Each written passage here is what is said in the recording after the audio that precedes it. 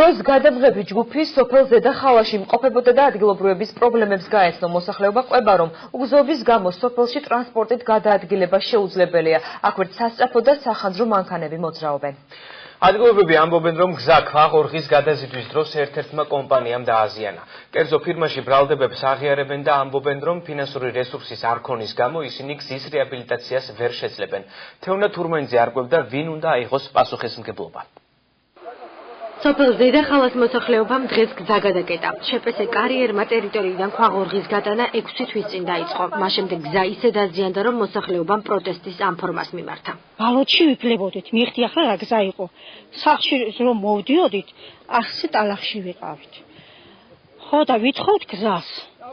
გავაკეთებთო. თუ კარიერი პირდება გავაკეთებ. რომ მოვა იგი რა ქვია გზები გაფუჭდება რომ მოვთხოვთ, ვითომ მაშინ დღეს რა გააკეთეს. დღეს იცოდე რომ ხალხი გამოსული ვიყავით, გამეიყვანეს ტრაქტორი და ეს აშვაიგული ააწევიეს. ზედახალაში 87 ოჯახი ტრანსპორტისა და სასწრაფო დახმარების გარეშეა დარჩენილი. მოსწავლეების სკოლამდე 1 კილომეტრს ფეხით გადიან. მოსახლეობის განცხადებით გზას მანამ არ გახსნიან, ვიდრე დაზიანებული ტერიტორია არ შეკეთდება. ეს სამთარია თითქმის ძალიან გაჭირვებით იმაშობა. ხო, ვერ დადის. ჩვენ ხომ ცოდვები ვართ ამ ხელა კილომეტრის გზები. რაფერ უნდა ამივიტანოთ აი თვირთი. კომპლექსის დამგებელიც ყომსული.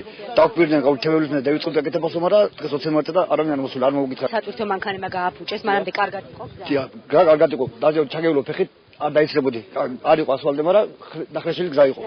სოფლის მცხოვრებლები აცხადებენ, რომ მიმდინარე წლის იანვარში ქობულეთის გამგებლისა და შპს კარიერის ხელმძღვანელისგან მიიღეს დაპირება, რომ გზის მოწესრიგება მარტში დაიწყებოდა, რაც არ შეცვლოდა.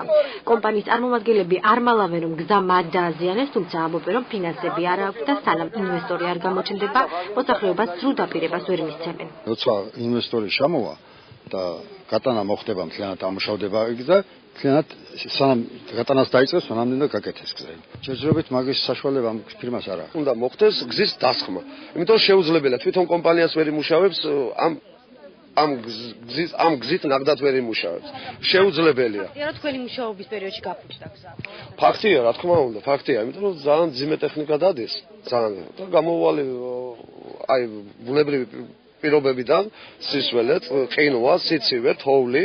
ფაქტს ადასტურებს სოფლის რწმუნებული და მუნიციპალიტეტის გამგებელიც გიორგი რომანაძე ადგილობრივებს დღეს კიდევ ერთხელ შეხვდა. მისი თქმით გზის შეკეთება კომპანიის მოვალეობაა და იმ შემთხვევაში თუ არ აიღებს პასუხისმგებლობას, მუშაობას საერთოდ შეწყვეტს. დაზიანება კი გამგეობის ხარჯებით აღმოიფხვრება. მე აუცილებლად შევისწავლე თქვათ რა მდგომარეობა არის იქ. ჩვენ აუცილებლად ვაწარმოებთ ფირმებთან, ფირმასთან, ვინც ამუშავებს აწარმოებებს მოლაპარაკებას და იმ შემთხვევაში თუ ეს მუნიციპალიტეტის გასაკეთებელი იქნება, სავარაუდოდ ავტომატურად მას უკვე იქ საქმის წარმოების უფლება შეუწყდება, ეს კონტრაქტი შეუწყდება და ალბათ ახლა ხალხს უგზოთ ხო არ დავტოვეთ, ალბათ მუნიციპალიტეტი აიღებს უკვე საკუთარ თავზე.